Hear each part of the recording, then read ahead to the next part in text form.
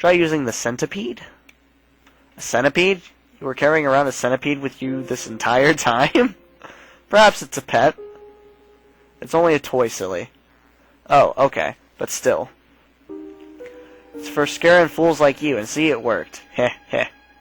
Boy, the things I'm learning about kids these days. Anyway, I take her rubber centipede and place it in the mouth of Truth's mouth. Damn it, it's too slippery. I actually drop it down. You're dropping every one of her things down his throat. Surge! Why do you keep losing my stuff? I can still reach it, I think. It didn't go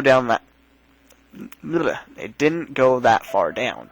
I say, putting my whole arm inside, goosebumps run up my body as I realize the thing could bite off my entire arm right now. Hold on. Come on, Surge. Just a little more. Ah! Got it. I hope this thing is important to you. Yeah, losing it would be a drag, Kid answers. I wipe the sweat off my brow, letting out a deep sigh. Well, that didn't seem to work either. What else do you have? We could be here all night, at this rate. So, send me lipstick. Lipstick. Take the lipstick and smear some of it on the mouth of Truth's marble lips. Hey, my lipstick! Kid explodes in the mere sight of my wasting the lipstick. It's a shame. I thought I did a very good job on prettying the marble face up. It's not what it's used for. It's just strange for you to have something like this with you in the first place, kid. What? Now you're saying it's weird for me to own cosmetics? Gulp. No. Not really. You better buy me a new one once we get out of here. Alright, I'll owe it to you, I answer apologetically. She won't be letting me forget about this one very easily, I can tell. Okay, so special raisins then. Take some special raisins out of their cloth bag and place them in the giant mouth. Munch, munch. Seems to be eating them. Hey, stop, you dumb rockhead. Those are emergency rations. Kid snatches the pouch back from me. Looking at the single morsel I have left in my hand, I find myself wondering what these so-called emergency rations taste like. Tasty. Surge! Now you're eating them too? I'm not gonna have any left for real emergencies, Kid says, staring at me angrily. Yeah, right, I say to myself. I've never seen her offer any of them to me when I needed them. Alright, so I think... Did that give us some health back? I can't tell. I'm gonna assume that it did. Huge explosion will blow up its face. It won't like that. Try using the leather scroll. Take the worn leather scroll into my hand and examine it. Hey, what's this? Secret ninja training techniques? I ask sarcastically. Kid smiles lazily, rolling her eyes. I unfasten and tie it and open up the scroll. Oh, wow. Strange symbols are written at length on the scroll. A lot has been written here. It appears this took some time to write. Judging by my face that this is something of importance, Kid walks over and takes a look. Oh, it's an Imperial Code chart primer. It's used for transmitting information through enemy lines. Really? I can't read any of it. You've got to show us how to use this thing. What would I want to do that for? It would ruin the secrecy, she says, walking off alone. Maybe she can't read it either. Okay, well, what are we going to do with this big ol' hunk of rock? Kid asks hastily. Try using, okay. We can try using a huge explosion real quick. Take a ball of gunpowder out of the kid's hand and place it within the huge stone mouth. However, nothing happens. Do it, Surge, Kid says, putting some matches in my hand. I don't know about this. Do it. I don't know, really. Suddenly, I hear the sound of a fuse burning. Kid's already lit the bomb. I quickly run over for cover in a far corner.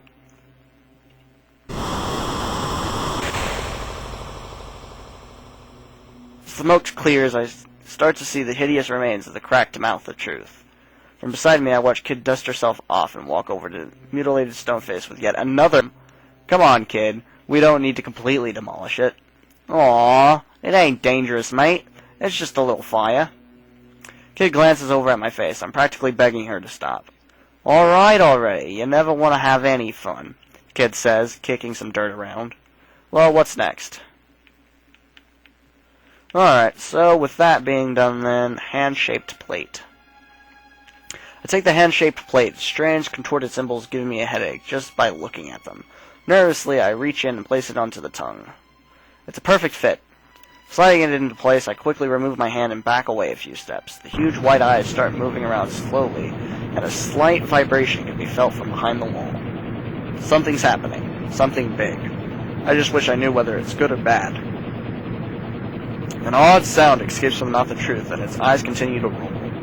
I want to make a run for it, however I look over and see the ever-fearless expression in Kid's eyes and stay my ground. Suddenly the marble sculpture stops moving. I stare at it, wondering what's going on. Then its tongue starts to roll around inside its mouth, while its eyes tilt further and further upwards until its pupils disappear underneath its eyelids. We hear the plate sliding down its throat, vanishing into the deep, dark depths of the mansion. Well, what's happening? Apparently, a pious being such as this may roll its eyes from time to time. The simple fact that McGill tried to make a joke just there makes me stop and forget where I am for a second. All that's gonna happen is you're gonna lose another one of my things. I could have gotten a lot of cash for that, Kid says regrettably. Suddenly, over by the atrium, we start to hear some sort of latch being opened, and then moments later, the sound of water draining echoes throughout the corridor. Nice! Taking a few steps towards the atrium, I see the red water has formed into a whirlpool and is flowing down into the pond. The piranhas are being washed away. What's the matter, little fishies? Not enough water? Oh, playtime's over, you nasty buggers. Come on, I'm dying to see what's past that fountain.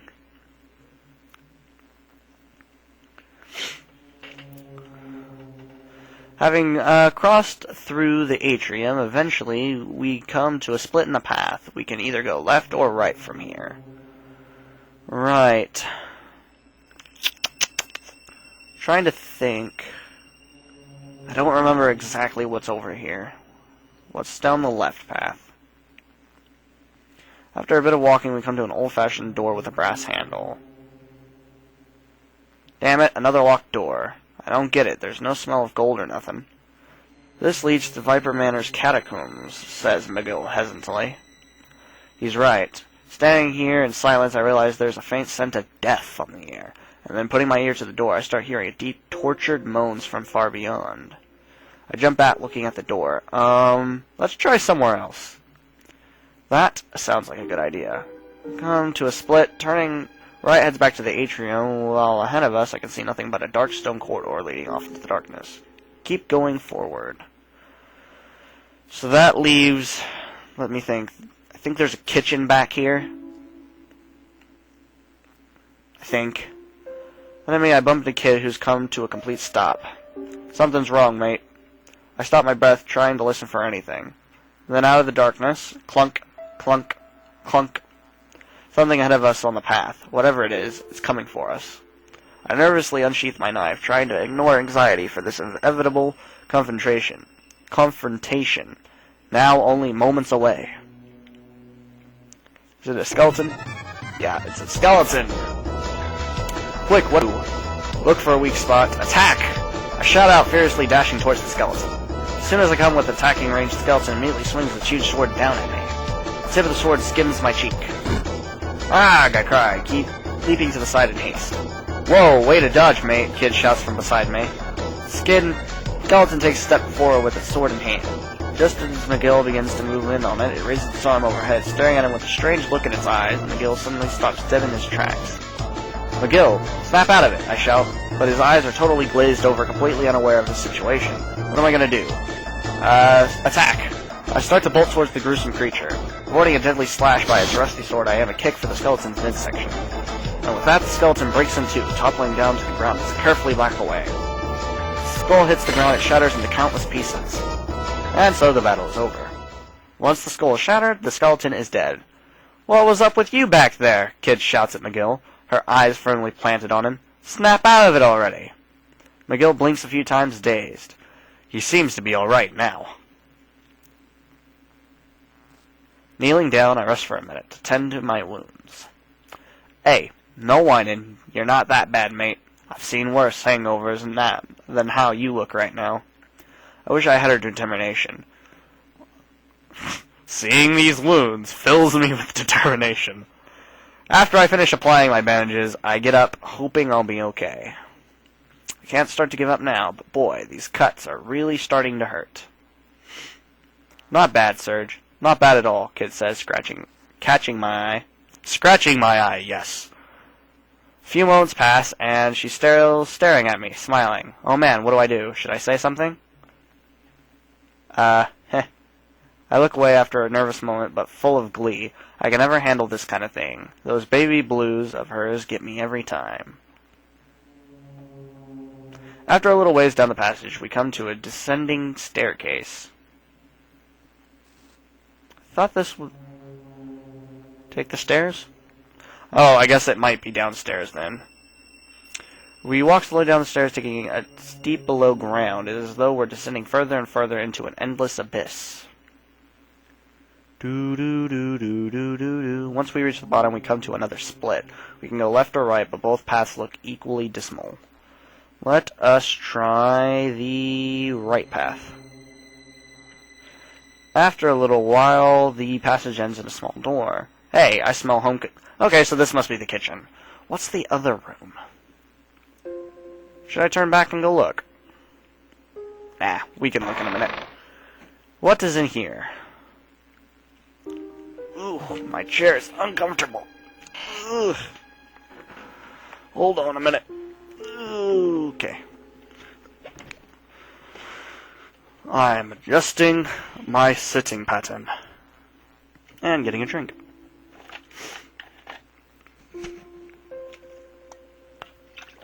I remember some parts of this game. Not a lot, though. It has been a while since I've played through this scenario. I've not even played through any of the other scenarios. I know of a few of them just because I've read up on them, but I've not done them personally. Oh, it's just a small kitchen. For the servants, probably, I add. I look around the tiny room. There's a sink, pots and pans, and a bunch of food in the cupboards. A rat hangs in a cage off in a corner, but aside from that, it's a pretty average kitchen. Kid walks over to a deep saucepan and peers inside. Smells fresh. Want some grub, Serge? Sure? What? No way. Sure? I timidly peer into the saucepan. It looks like some sort of stew. Using the ladle on the stove, I reach in and take a big scoop. Delicious. Barf, what is this stuff? Delicious? Looks at me again. After a moment of hesitation, she comes over. Quit hogging it all for yourself, mate, she says, taking the ladle and sniffing the warm mixture. Want some, McGill? No, thank you. We take some bowls from the shelves and serve ourselves some more. As we eat more and more, the stew's warmth flows through us. I feel great. Nice, so that healed us for sure. Then all of a sudden a quiet, shrill voice echoes out. It seems to be coming from over by the cage. Ah, what an independent young lad. Are all the boys wearing braids these days? I stop and look at Kid. Who's there? Looking over in the direction of the voice, we see nothing but the single rat. It stares at us with its small beady eyes. Ah, excuse me. You're a girl, not a boy. It looks like Kid can't decide whether to be puzzled or infuriated by all this. But just between you and me, I don't think this is the first time her personality has led someone to think she's a guy. At any rate, the brown rat continues. Listen, please, my kind humans. I am trapped within a most unfortunate situation. While on my way to the kitchen this morning to bring home some food for my mother, goblins seized me and trapped me here in this cage. Unless I can escape, I am to be side dish for their next meal. A side dish? Listening to the rat, Kid walks over to the sink. Please, you must help me. My desperately ill mother awaits my return, the cat pleads, its eyes twinkling in the light. However, I look over towards Kid. She's over by the sink, her face getting redder and redder. Stupid rat, don't even know a lady when you see one, Kid yells, stamping out of the kitchen. Oh, young lady, I did not mean to. With Kid gone, the rat turns towards me. Brother, help me. Help it out. I understand. I open the cage door. The rat quickly scurries out. Heh, heh. The rat laughs as a strange smile comes over its face. You really are a bunch of fools. Spitting out those words, the rat suddenly starts to tremble before rapidly growing in size, growing larger and larger by the second. Yes, it's not really a rat. This thing is a griffin. Stupid humans, you're just in time for lunch. My mother's, that is. Damn it, Surge, you walked right into its trap. Oh man, what was I thinking? The griffin rises up onto its hind legs, screeching and flapping its huge wings. Suddenly its sharp talons swoop down and out to attack us. Hit the deck! I frantically try to dodge the beast, hoping to avoid those terrible 3-inch claws. I managed to avoid its blow, but I'm now concerned into the back of the room. But I'm now cornered into the back of the room. As it inches near me for a strike, it rises up onto its hind legs once again, this time even higher than before. However, in a moment of blind luck, the griffin suddenly loses balance on the slippery floor and comes crashing to the ground. Urgh. Wow, talk about close calls. I let out a breath of relief as I stand over the griffin, wondering what to do next. So, you ugly little rat. Now who's stupid? Wait! Please, I beg you, kind, beautiful human girl. I am aware of valued information. If you promise to spare my life, I will tell you a special secret of the mansion. I don't know, you lied already, you bugger. I'd rather just kill you and have it be over with, Kid says, taking a step closer. Kid, let us hear what he has to say, McGill says, coming between them. Kid pauses for a second, and then steps back. Thank you. That would be fun. That would have been fun, Kid says, shrugging. One day, you too may find yourselves within my situation, caged in on all sides. If such a fate comes to pass, remember these directions, and your lives shall be spared. Right 3 steps, left 2 steps, right 2 steps, and then you'll see. I'm going to write that down because I believe it changes every time that you play. So, right 3, left 2, right 2. Okay, and then I'll see. That is important later on. No sooner than it says this, the griffin transforms back into a rat, scurrying off into a crack in the wall. I sure hope sparing that thing was worth it. Who knows when it will sneak up on us next. Before long, we come to an ascending staircase on the left. The passageway also continues on ahead. Go up the stairs, go back, go forward, turn back. So we left the kitchen, we need to go forward. What is in this? After a little ways, we're presented with a sturdy set of doors. Wooden plaque has been hung above the door frame. Only one word was written, armory. Ah, that was the last room, right. There should be a goblin in here, if I remember right. I think we've been in all the rooms. No, there's that Quark room up the stairs. And the second floor. Right. I don't know what this room is. I can't remember what it is anyway. Trying to remember. And we've not been in the catacombs. Yeah. Armory. Armory, eh? The key to the catacombs has got to be in here. Kid places her ear on the door. Not a peep. Turn back. Go in.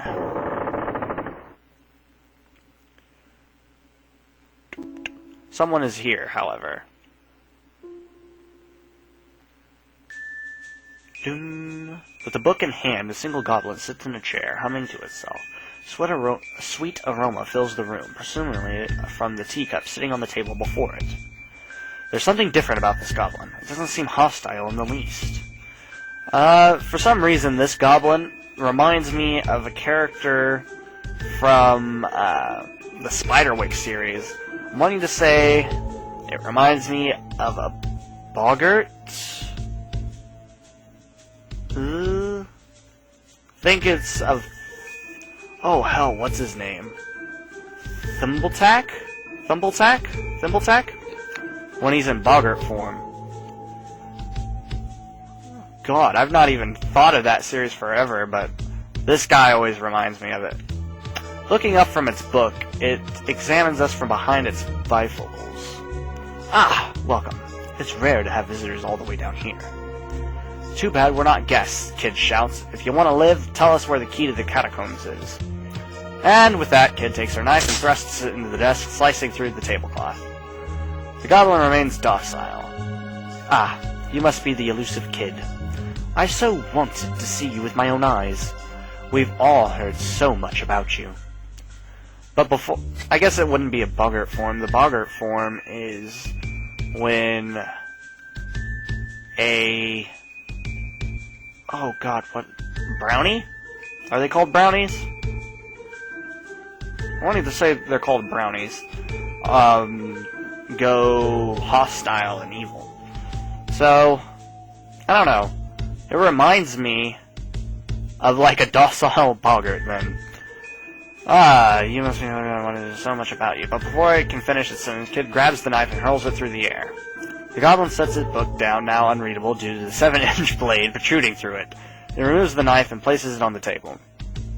Your reputation precedes you. You are quite a radical young lady. Nevertheless, it's a shame. I wanted to see how the novel ended up. Please allow me to introduce myself. My name is Esmeralda. Offering a simple introduction. Please, I do hate to keep my guests standing at bay. Come, sit, and we shall converse over tea. My first thought is that it's poison. Despite my concern, McGill sits down. Take a seat next to McGill. Look at Kid. Looking over towards Kid, I see she truly doesn't want anything to do with this. She remains standing, keeping a vigilant eye on the goblin. I stand beside her, folding my arms. Black tea is set for 3 at the table. Ah, there we are. After a moment, McGill takes the teacup and brings it slowly to his mouth. He takes a sip and then sets the cup back on the table. Esmeralda smiles. Ah, Himalayan chimpanzee. I've not had this blend in quite some time, McGill says. I see you are a gentleman of fine tastes. I will have you know, not many of my visitors have known of this type of black tea. Listening to their banter, I stare at my cup. Take a sip? Don't. Take a sip. I nervously sit down and take the cup into my hands. Delicious, I exclaim. I've never had anything like this before. I loosen up a bit, sitting back in my chair. Wait a sec, what's going on? My wounds, they're being healed. Dun-dun-dun-dun! Looking over towards Kid, she seems to be enjoying it as well. So, let's get down to business. Certainly, the key to the catacombs has to be around here somewhere. Whether I remember where it is, however, that's a different story. Tough luck, give us the key. Is there something you'd like in exchange? Is there something you'd like in exchange? Something I want. Your life, perhaps? He says. His eyes light up from behind his glasses. Grab my knife. I believe... Oh, you misunderstand, young man. I didn't even click anything. I do not wish to harm you, Esmeralda says, noticing the sudden look of shock on my face.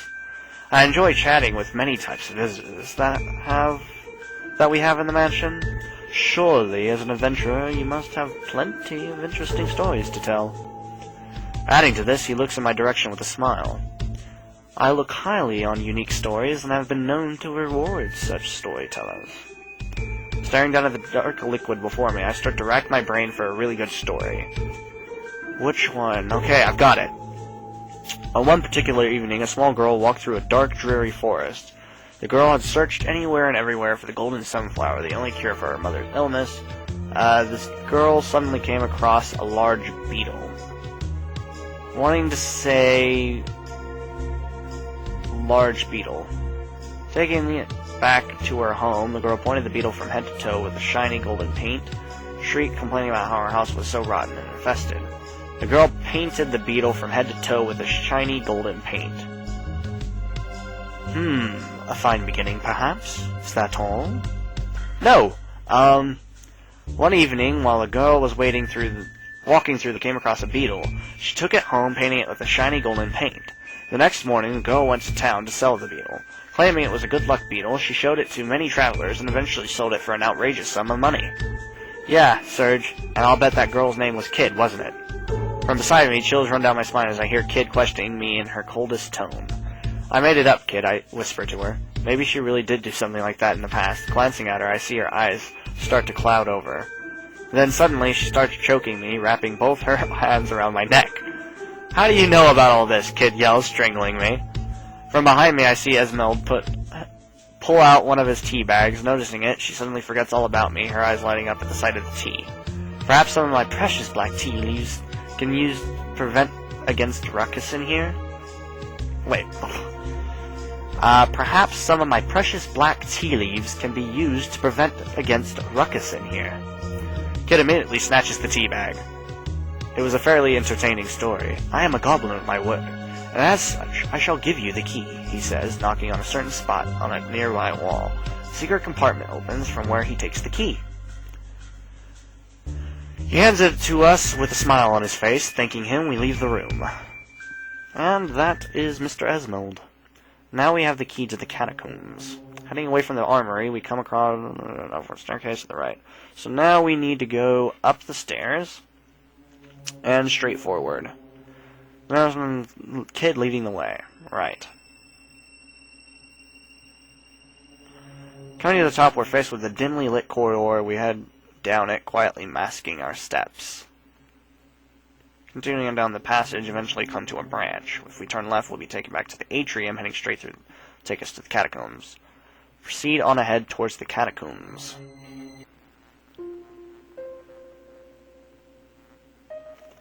After a bit of walking, we come to an old looking door with a brass handle. Okay, the goblin key should open this door, Kid says, putting the key into the lock. With a click, the door unlocks. The door opens with a deep creak. Damp air creeps up from below, peering into the dark, decrepit place. How I ever got talked into coming to a place like this. Can't remember exactly what we do in the catacombs. We find ourselves in a long hallway flanked on both sides by rows of countless jail cells. The cold iron bars stretch out in front of us endlessly. 1, 2... Oh, Goblin, Marcus, and forgive me. A quiet, sobbing voice seems to be coming from the third cell on the right. I peer around the corner into the cell. In this dim, damp space, an old man sits in solitude, quietly mumbling to himself. Hey, mister. Everyone, and it was all because of me. Every last of the dragoons, Miss Riddell, even the general. Forgive me, please. Ignoring us, the old man continues to mutter, staring at the floor as he rocks back and forth. Hey, can you hear me? Kid says, shaking the bars a little. He will not hear a thing. He has constructed a wall around himself, McGill says. What do you mean? I ask McGill. A wall used for shielding one's mind from reality.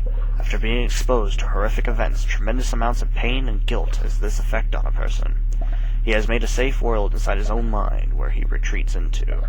From there, he refuses to acknowledge anything he does not want to admit. I notice that talking about this has given McGill a sort of sad, lost look in his face. Noticing my glance, he quickly turns away from me. Strange. McGill somehow reminded me of Kid just then. When McGill turns back, his usual blank expression is returned. Does this make sense to you, Serge? McGill asks. Yeah, it does. Maybe if you gave it an easier explanation. Yeah, it does. McGill continues, looking at Kid and me. We rarely see the walls we're trapped within. However, given time, some can come to understand and possibly even break free of these shortcomings. I wait for McGill to finish, but he doesn't end up saying anything. I'd ask, but oh well. The mind, revealing itself to itself. Interesting indeed. We can't help this old geezer. Let's get back to work, Kid says, already heading for the door. Wait, Kid, McGill calls out. Somehow or another, we may yet find a way into this man's mind. What good will that do? Didn't you hear what he was talking about? The dragoons, Riddell, General Viper. Aw, he's probably just into old folklore or something, Kid says, returning to the door. I have a feeling his knowledge will prove to be useful. Certainly he has heard something of importance concerning our situation, McGill says. Well, I guess we ought to help the old bloke out with his troubles while we're here. What do you say we do? Kid asks. Somehow we have to put an end to this. Say nothing confused. Thinking through everything that's been said already, I really have no idea how to get anywhere with him. Well, somebody better think of something soon, Kid says. We must find a way to reach beyond his wall. For every locked door, there exists a key, so to speak. We will never make any progress with this man until we know what lies in his past. What are you talking about, a key? Kid asks. I do not know email answers. However, there is at least one person in Viper Manor who does.